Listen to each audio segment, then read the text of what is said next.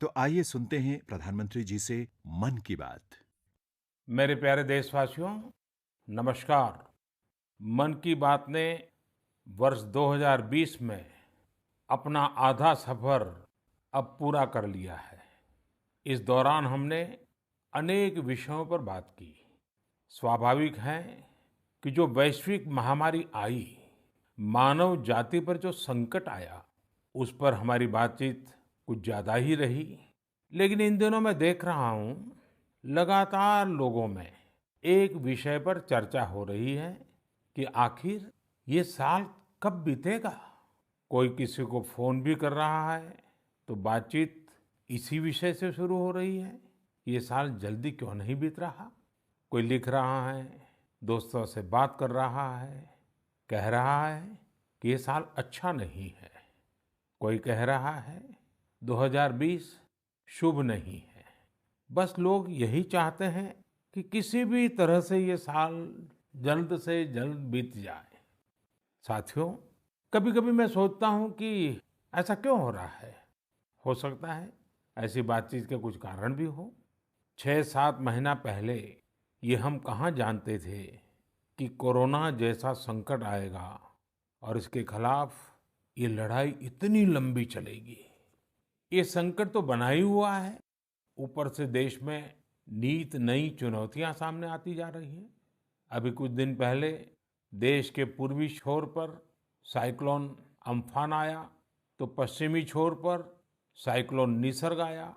कितने ही राज्यों में हमारे किसान भाई बहन टिड्डी दल के हमले से परेशान है।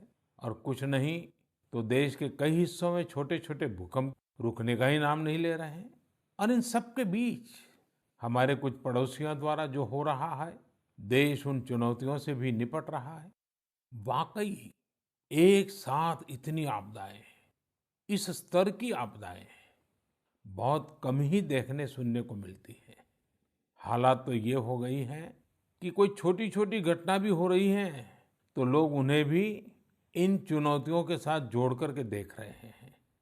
साथियों, मुश्किलें आती है, संकट आते हैं, लेकिन सवाल यही है कि क्या इन आपदाओं की वजह से हमें साल 2020 को खराब मान लेना चाहिए।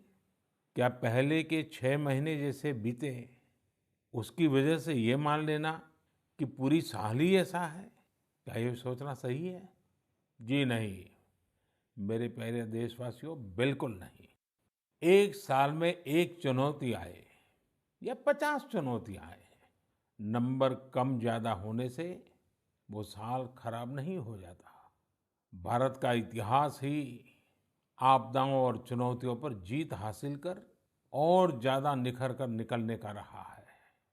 सैकड़ों वर्षों तक अलग अलग आक्रांताओं ने भारत पर हमला किया, उसे संकटों में डाला।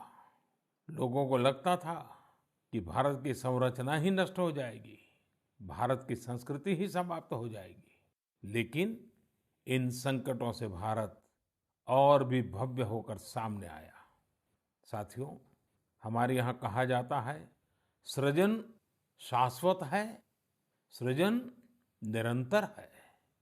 मुझे एक गीत की कुछ पंक्तियां याद आ रही हैं। यह कल कल छल छल बहती, क्या कहती गंगा धारा।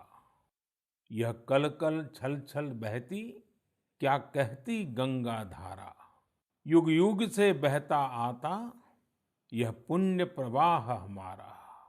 उसी गीत में आगे आता है, क्या उसको रोक सकेंगे, मिटने वाले मिट जाएं।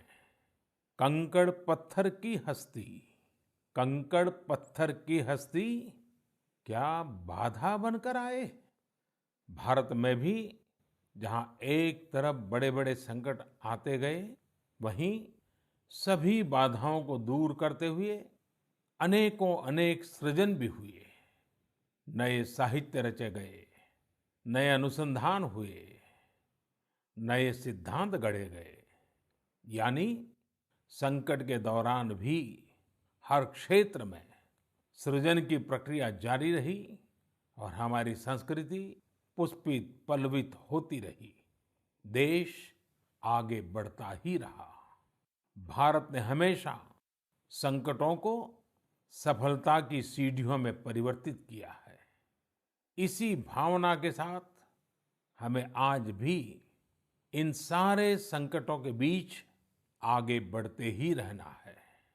आप भी इसी विचार से आगे बढ़ेंगे, 130 करोड़ देशवासी आगे बढ़ेंगे, तो यही साल देश के लिए नए कीर्तिमान बनाने वाला साल साबित होगा। इसी साल में देश नए लक्ष्य प्राप्त करेगा, नई उड़ान भरेगा, नई ऊंचाइयों को छुएगा। मुझे पूरा विश्वास 130 करोड़ देशवासियों की शक्ति पर है, आप सब पर है, इस देश की महान परंपरा पर है। मेरे प्यारे देशवासियों, संकट चाहे जितना भी बड़ा हो, भारत के संस्कार निस्वार्थ भाव से सेवा की प्रेरणा देते हैं। भारत ने जिस तरह मुश्किल समय में दुनिया की मदद की, उसने आज शांति और विकास में भारत की भूमिका को और मजबूत किया है। दुनिया ने इस दौरान भारत की विश्व बंधुत्व की भावना को भी महसूस किया है और इसके साथ ही दुनिया ने अपनी संप्रभुता और सीमाओं की रक्षा करने के लिए भारत की ताकत और भारत के कमिटमेंट को भी देखा है। लद्दाख में भारत की भूमि पर आंख उठाकर देखने वालों को करारा जवाब मिला है। भारत मित्रता निभाना जानता है तो आंख में आंख डालकर देखना और उचित जवाब देना भी जानता है। हमारे वीर सैनिकों ने दिखा दिया है कि वो कभी भी मां भारती के गौरव पर आंच नहीं आने देंगे। साथियों, लद्दाख में हमारे जो वीर जवान शहीद हुए हैं, उनके शौर्य को पूरा देश नमन कर रहा है, श्रद्धांजलि दे रहा है। पूरा देश उनका कृतज्ञ है, उनके सामने नतमस्तक है। इन साथियों के परिवारों की तरह ही हर भारतीय इन्हें खोने का दर्द भी अनुभव कर रहा है। अपने वीर सपूतों के बलिदान पर उनके परिजनों में गर्व की जो भावना है, देश के लिए जो जज्बा है, यही तो देश की ताकत है। आपने देखा होगा, जिनके बेटे शहीद हुए, वो माता पिता अपने दूसरे बेटों को भी, घर के दूसरे बच्चों को भी सेना में भेजने की बात कर रहे हैं। बिहार के रहने वाले शहीद कुंदन कुमार के पिताजी के शब्द तो कानों में गूंज रहे हैं। वो कह रहे थे, अपने पोतों को भी देश की रक्षा के लिए सेना में भेजूंगा। यही हौसला हर शहीद के परिवार का है। वास्तव में इन परिजनों का त्याग पूजनीय है। भारत माता की रक्षा के जिस संकल्प से हमारे जवानों ने बलिदान दिया है, उसी संकल्प को हमें भी जीवन का ध्येय बनाना है, हर देशवासी को बनाना है। हमारा हर प्रयास इसी दिशा में होना चाहिए, जिससे सीमाओं की रक्षा के लिए देश की ताकत बढ़े, देश और अधिक सक्षम बने, देश आत्मनिर्भर बने। यही हमारे शहीदों को सच्ची श्रद्धांजलि भी होगी।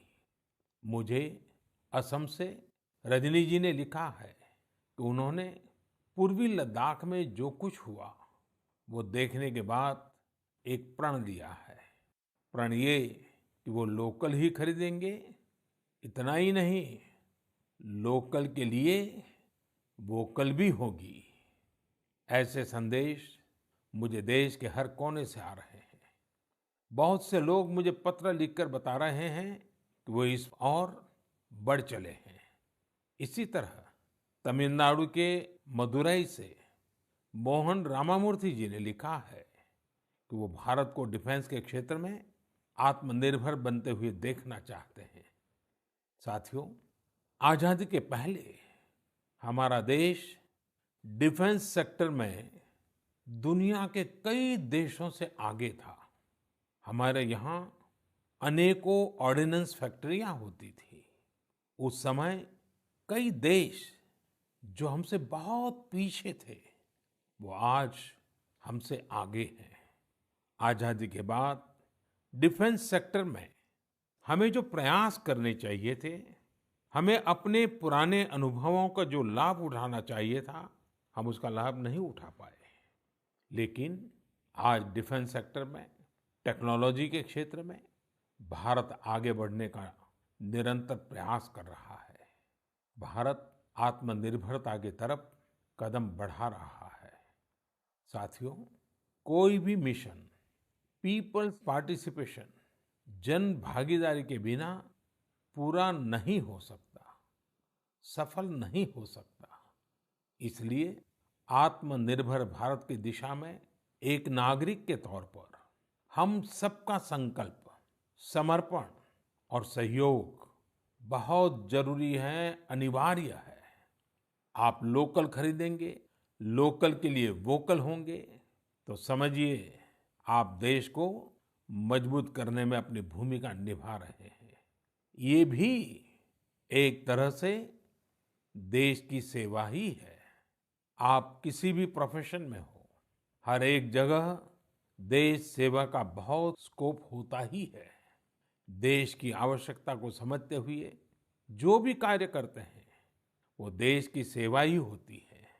आपकी यही सेवा देश को कहीं न कहीं मजबूत भी करती है।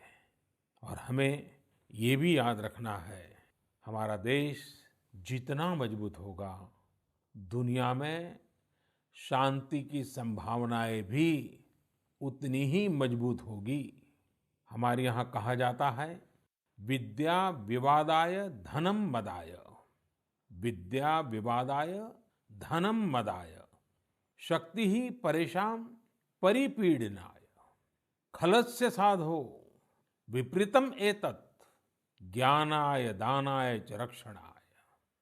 अर्थात अगर स्वभाव से दुष्ट है, तो विद्या का प्रयोग व्यक्ति विवाद में, धन का प्रयोग घमंड में और ताकत का प्रयोग दूसरों को तकलीफ देने में करता है।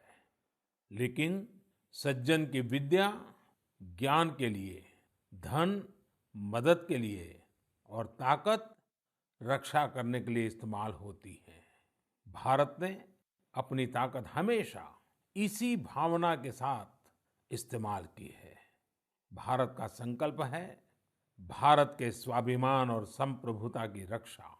भारत का लक्ष्य है आत्मनिर्भर भारत। भारत की परंपरा है भरोसा, मित्रता। भारत का भाव है बंधुता। हम इन्हीं आदर्शों के साथ आगे बढ़ते रहेंगे। मेरे प्यारे देशवासियों, कोरोना के संकट काल में देश लॉकडाउन से बाहर निकल आया है। अब हम अनलॉक के दौर में हैं। अनलॉक के इस समय में दो बातों पर बहुत फोकस करना है: कोरोना को हराना और अर्थव्यवस्था को मजबूत बनाना, उसे ताकत देना। साथियों, लॉकडाउन से ज्यादा सतर्कता हमें अनलॉक के दौरान बरतनी है। आपकी सतर्कता ही आपको कोरोना से बचाएगी। इस बात को हमेशा याद रखिए कि अगर आप मास्क नहीं पहनते हैं, 2 गज की दूरी का पालन नहीं करते हैं या फिर दूसरी जरूरी सावधानियां नहीं बरतते हैं, तो आप अपने साथ साथ दूसरों को भी जोखिम में डाल रहे हैं। खास तौर पर घर के बच्चों और बुजुर्गों को। इसीलिए सभी देशवासियों से मेरा निवेदन है, और ये निवेदन मैं बार बार करता हूं, और मेरा निवेदन है कि आप लापरवाही मत बरतिए। अपना भी ख्याल रखिए और दूसरों का भी। साथियों, अनलॉक के दौर में बहुत सी ऐसी चीजें भी अनलॉक हो रही हैं जिनमें भारत दशकों से बंधा हुआ था। वर्षों से हमारा माइनिंग सेक्टर लॉकडाउन में था। कॉमर्शियल ऑक्शन को मंजूरी देने के एक निर्णय ने स्थिति को पूरी तरह से बदल दिया है। कुछ ही दिन पहले स्पेस सेक्टर में ऐतिहासिक सुधार किए गए। उन सुधारों के जरिए वर्षों से लॉकडाउन में जकड़े इस सेक्टर को आजादी मिली। इससे आत्मनिर्भर भारत के अभियान को न केवल गति मिलेगी, बल्कि देश टेक्नोलॉजी में भी एडवांस बनेगा। अपने कृषि क्षेत्र को देखें तो इस सेक्टर में भी बहुत सारी चीजें दशकों से लॉकडाउन में फंसी थी। इस सेक्टर को भी अब अनलॉक कर दिया गया है। इससे जहां एक तरफ किसानों को अपनी फसल कहीं पर भी किसी को भी बेचने की आजादी मिली है, वहीं दूसरी तरफ उन्हें अधिक ऋण मिलना भी सुनिश्चित हुआ है। ऐसे अनेक क्षेत्र हैं जहां हमारा देश इन सब संकटों के बीच ऐतिहासिक निर्णय लेकर विकास के नए रास्ते खोल रहा है। मेरे प्यारे देशवासियों, हर महीने हम ऐसी खबरें पढ़ते और देखते हैं जो हमें भावुक कर देती हैं। यह हमें इस बात का स्मरण कराती हैं कि कैसे हर भारतीय एक दूसरे की मदद के लिए तत्पर है। वह जो कुछ भी कर सकता है उसे करने में जुटा है। अरुणाचल प्रदेश की एक ऐसी ही प्रेरक कहानी मुझे मीडिया में पढ़ने को मिली। यहाँ सियांग जिले के मिरेम गांव ने वो अनोखा कार्य कर दिखाया जो समूचे भारत के लिए एक मिसाल बन गया है। इस गांव के कई लोग बाहर रहकर नौकरी करते हैं। गांव वालों ने देखा कि कोरोना महामारी के समय ये सभी अपने गांव की ओर लौट रहे हैं। ऐसे में गांव वालों ने पहले से ही गांव के बाहर क्वारंटीन का इंतजाम करने का फैसला किया। उन्होंने आपस में मिलकर गांव से कुछ ही दूरी पर 14 अस्थायी झोपड़ियां बना दी और ये तय किया कि जब गांव वाले लौटकर आएंगे तो उन्हें इन्हीं झोपड़ियों में कुछ दिन क्वारंटीन में रखा जाएगा। उन झोपड़ियों में शौचालय, बिजली, पानी समेत दैनिक जरूरत की हर तरह की सुविधा उपलब्ध कराई गई। जाहिर है, मिरेम गांव के लोगों के इस सामूहिक प्रयास और जागरूकता ने सबका ध्यान अपनी ओर आकर्षित कर लिया। साथियों, हमारे यहाँ कहा जाता है, स्वभावम न जहाति एव साधुः आपद्गतोऽपि सन् कर्पूरः पावक स्पृष्टः सौरभम लभते तराम। अर्थात जैसे कपूर आग में तपने पर भी अपनी सुगंध नहीं छोड़ता, वैसे ही अच्छे लोग आपदा में भी अपने गुण, अपना स्वभाव नहीं छोड़ते। आज हमारे देश की जो श्रम शक्ति है, जो श्रमिक साथी हैं, वो भी इसका जीता जागता उदाहरण है। आप देखिए, इन दिनों हमारे प्रवासी श्रमिकों की ऐसी कितनी ही कहानियां आ रही हैं जो पूरे देश को प्रेरणा दे रही है। यूपी के बाराबंकी में गांव लौटकर आए मजदूरों ने कल्याणी नदी का प्राकृतिक स्वरूप लौटाने के लिए काम शुरू कर दिया। नदी का उद्धार होता देख आसपास के किसान, आसपास के लोग भी उत्साहित हैं। गांव में आने के बाद क्वारंटीन सेंटर में रहते हुए, आइसोलेशन सेंटर में रहते हुए हमारे श्रमिक साथियों ने जिस तरह अपने कौशल्य का इस्तेमाल करते हुए अपने आसपास की स्थितियों को बदला है, वो अद्भुत है। लेकिन साथियों, ऐसे कितने ही किस्से, कहानियां देश के लाखों गांवों के हैं जो हम तक नहीं पहुंच पाए हैं। जैसा हमारे देश का स्वभाव है, मुझे विश्वास है साथियों कि आपके गांव में भी, आपके आसपास भी ऐसी अनेक घटनाएं घटी होगी। अगर आपके ध्यान में ऐसी बात आई है तो आप ऐसी प्रेरक घटना को मुझे जरूर लिखिए। संकट के इस समय में ये सकारात्मक घटनाएं, ये कहानियां औरों को भी प्रेरणा देगी। मेरे प्यारे देशवासियों, कोरोना वायरस ने निश्चित रूप से हमारे जीवन जीने के तरीकों में बदलाव ला दिया है। मैं लंदन से प्रकाशित फाइनेंशियल टाइम्स में एक बहुत ही दिलचस्प लेख पढ़ रहा था। इसमें लिखा था कि कोरोना काल के दौरान अदरक, हल्दी समेत दूसरे मसालों की मांग एशिया के अलावा अमेरिका तक में भी बढ़ गई है। पूरी दुनिया का ध्यान इस समय अपनी इम्यूनिटी बढ़ाने पर है और इम्यूनिटी बढ़ाने वाली इन चीजों का संबंध हमारे देश से है।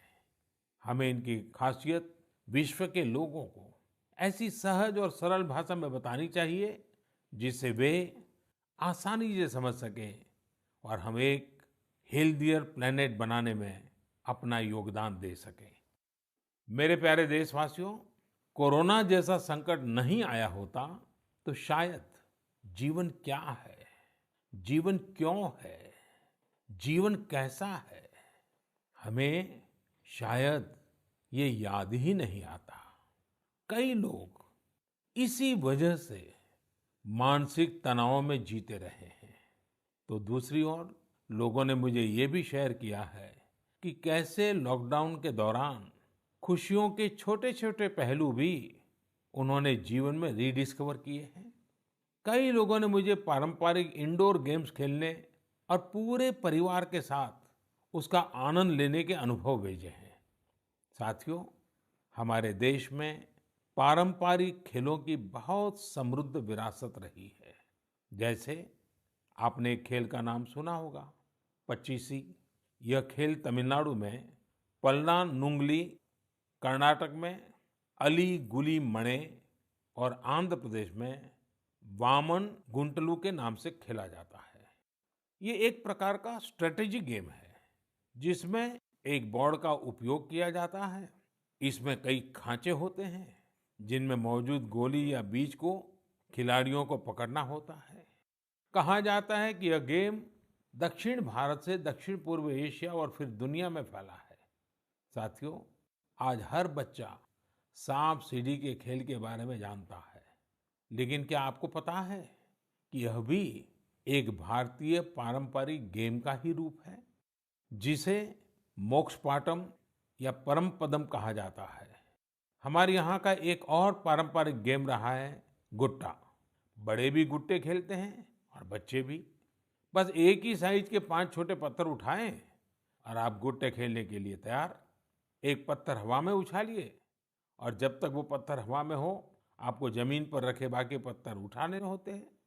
आम तौर पर हमारे यहाँ इंडोर खेलों में कोई बड़े साधनों की जरूरत नहीं होती है। कोई एक चौक या पत्थर ले आता है, उसे जमीन पर ही कुछ लकीरें खींच देता है और फिर खेल शुरू हो जाता है। जिन खेलों में डाइस की जरूरत पड़ती है, कौड़ियों से या इमली के बीज से भी काम चल जाता है।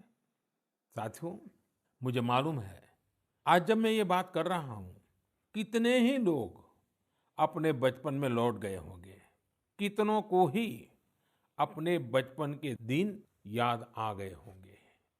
मैं यही कहूँगा कि उन दिनों को आप भूले क्यों है, उन खेलों को आप भूले क्यों है।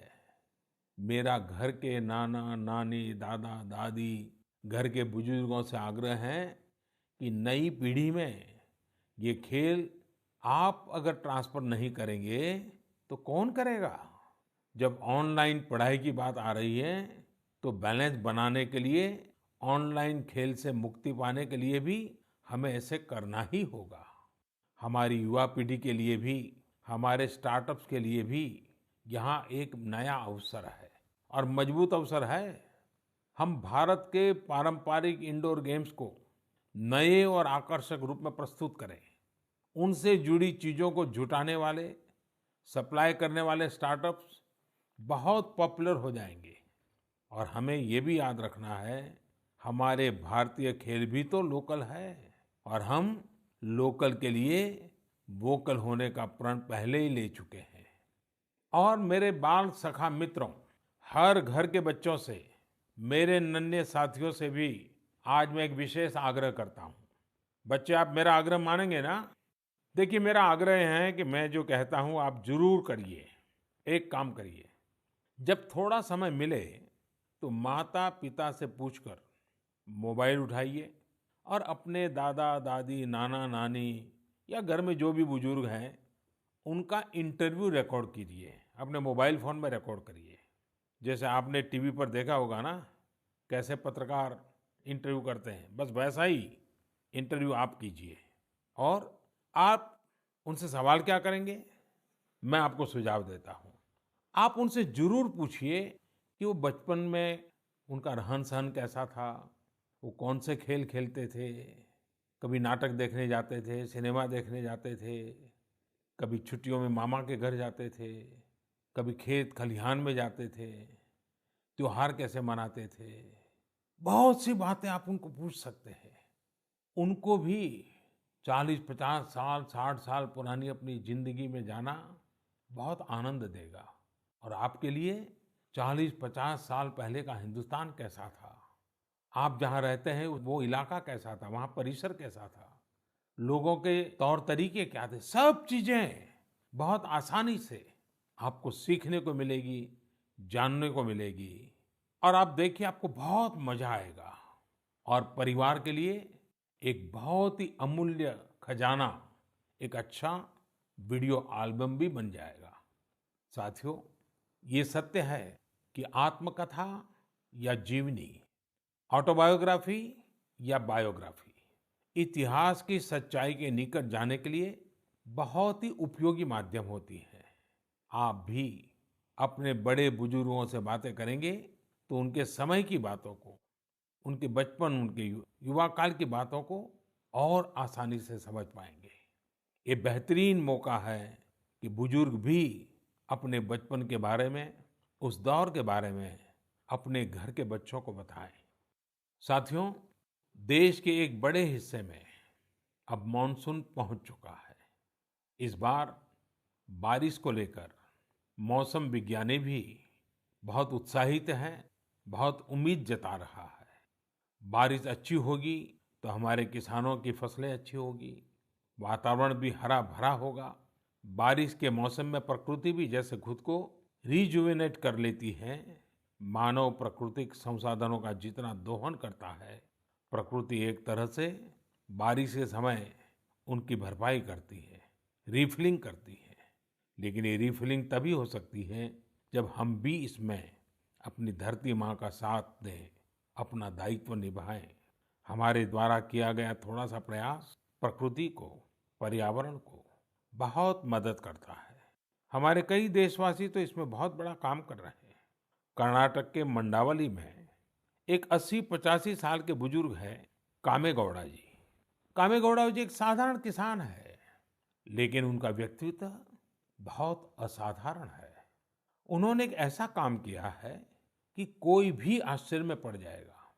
80-85 साल के कामेगौड़ा जी अपने जानवरों को चराते हैं, लेकिन साथ साथ उन्होंने अपने क्षेत्र में नए तालाब बनाने का भी बीड़ा उठाया हुआ है। वे अपने इलाके में पानी की समस्याओं को दूर करना चाहते हैं, इसलिए जल संरक्षण के काम में, छोटे छोटे तालाब बनाने के काम में जुटे हैं। आप हैरान होंगे कि 80-85 वर्ष के कामेगौड़ा जी अब तक 16 तालाब खोद चुके हैं, अपनी मेहनत से, अपने परिश्रम से। हो सकता है कि जो तालाब उन्होंने बनाए वो बहुत बड़े बड़े ना हो, लेकिन उनका ये प्रयास बहुत बड़ा है। आज पूरे इलाके को इन तालाबों से एक नया जीवन मिला है। साथियों, गुजरात के वडोदरा का भी एक उदाहरण बहुत प्रेरक है। यहाँ जिला प्रशासन और स्थानीय लोगों ने मिलकर एक दिलचस्प मुहिम चलाई। इस मुहिम की वजह से आज वडोदरा में 1000 स्कूलों में रेन वाटर हार्वेस्टिंग होने लगी है। एक अनुमान है कि इस वजह से हर साल औसतन करीब 10 करोड़ लीटर पानी बेकार बह जाने से बचाया जा रहा है। साथियों, इस बरसात में प्रकृति की रक्षा के लिए, पर्यावरण की रक्षा के लिए हमें भी कुछ इसी तरह सोचने की, कुछ करने की पहल करनी चाहिए। जैसे कई स्थानों पर गणेश चतुर्थी को लेकर तैयारियां शुरू होने जा रही होगी। क्या इस बार हम प्रयास कर सकते हैं कि इको फ्रेंडली गणेश जी की प्रतिमाएं बनाएंगे और उन्हीं का पूजन करेंगे? क्या हम ऐसी प्रतिमाओं के पूजन से बच सकते हैं जो नदी तालाबों में विसर्जित किए जाने के बाद जल के लिए, जल में रहने वाले जीव जंतुओं के लिए संकट बन जाती है? मुझे विश्वास है आप ऐसा जरूर करेंगे। और इन सब बातों के बीच हमें ये भी ध्यान रखना है कि मानसून के सीजन में कई बीमारियां भी आती हैं। कोरोना काल में हमें इनसे भी बचकर रहना है। आयुर्वेदिक औषधियाँ, काढ़ा, गर्म पानी, इन सब का इस्तेमाल करते रहिए, स्वस्थ रहिए। मेरे प्यारे देशवासियों, आज 28 जून को भारत अपने एक भूतपूर्व प्रधानमंत्री को श्रद्धांजलि दे रहा है, जिन्होंने एक नाजुक दौर में देश का नेतृत्व किया। हमारे ये पूर्व प्रधानमंत्री श्री पीवी नरसिम्हा राव जी की आज जन्म शताब्दी वर्ष की शुरुआत का दिन है। जब हम पीवी नरसिम्हा राव जी के बारे में बात करते हैं तो स्वाभाविक रूप से राजनेता के रूप में उनकी छवि हमारे सामने उभरती है। लेकिन ये भी सच्चाई है कि वो अनेक भाषाओं को जानते थे, भारतीय एवं विदेशी भाषाएं बोल लेते थे। वे एक और भारतीय मूल्यों में रचे बसे थे तो दूसरी ओर उन्हें पाश्चात्य साहित्य और विज्ञान का भी ज्ञान था। वे भारत के सबसे अनुभवी नेताओं में से एक थे। लेकिन उनके जीवन का एक और पहलू भी है और वो उल्लेखनीय है, हमें जानना भी चाहिए। साथियों, नरसिम्हा राव जी अपनी किशोरावस्था में ही स्वतंत्रता आंदोलन में शामिल हो गए थे। जब हैदराबाद के निजाम ने वंदे मातरम गाने की अनुमति देने से इनकार कर दिया था, तब उनके खिलाफ आंदोलन में उन्होंने भी सक्रिय रूप से हिस्सा लिया था। उस समय उनकी उम्र सिर्फ 17 साल थी। छोटी उम्र से ही श्रीमान नरसिम्हा राव अन्याय के खिलाफ आवाज उठाने में आगे थे। अपनी आवाज बुलंद करने में कोई कोर कसर बाकी नहीं छोड़ते थे। नरसिम्हा राव जी इतिहास को भी बहुत अच्छी तरह समझते थे। बहुत ही साधारण पृष्ठभूमि से उठकर उनका आगे बढ़ना, शिक्षा पर उनका जोर, सीखने की उनकी प्रवृत्ति और इन सब के साथ उनकी नेतृत्व क्षमता, सब कुछ स्मरणीय है। मेरा आग्रह है कि नरसिम्हा राव जी के जन्म शताब्दी वर्ष में हम सभी लोग उनके जीवन और विचारों के बारे में ज्यादा से ज्यादा जानने का प्रयास करें। मैं एक बार फिर उन्हें अपनी श्रद्धांजलि अर्पित करता हूँ। मेरे प्यारे देशवासियों, इस बार मन की बात में कई विषयों पर बात हुई। अगली बार जब हम मिलेंगे तो कुछ और नए विषयों पर बात होगी। आप अपने संदेश, अपने इनोवेटिव आइडियाज मुझे जरूर भेजते रहिए। हम सब मिलकर आगे बढ़ेंगे और आने वाले दिन और भी सकारात्मक होंगे। जैसा कि मैंने आज शुरू में कहा, हम इसी साल यानी 2020 में ही बेहतर करेंगे, आगे बढ़ेंगे और देश भी नई ऊंचाइयों को छुएगा। मुझे भरोसा है कि 2020 भारत को इस दशक में एक नई दिशा देने वाला वर्ष साबित होगा। इसी भरोसे को लेकर आप भी आगे बढ़िए, स्वस्थ रहिए, सकारात्मक रहिए। इन्हीं शुभकामनाओं के साथ आप सभी का बहुत बहुत धन्यवाद। नमस्कार। मन की बात आकाशवाणी के माध्यम से माननीय प्रधानमंत्री श्री नरेंद्र मोदी अपने मन की बातें साझा कर रहे थे।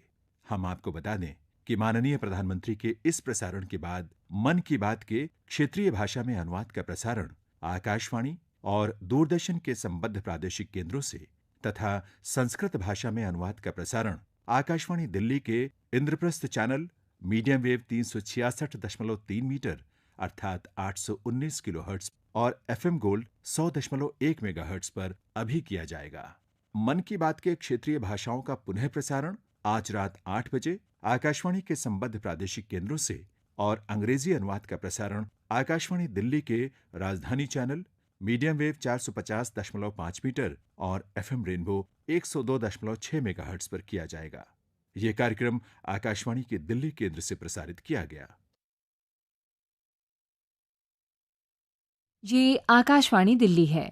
लीजिए सुनिए माननीय प्रधानमंत्री श्री नरेंद्र मोदी के मन की बात का संस्कृत अनुवाद। मम प्रियाः देशवासिनः नमस्कारः। मनोगत प्रसारणं 20 वर्षे स्वीयाम् अर्धयात्राम् अधुना पूर्णतां नयति। अस्मिन्नवधौ वयम् अनेकान् विषयान् चर्चितवन्तः। स्वाभाविकमिदं यत् या वैश्विकी महामारी समापतिता मानवजातौ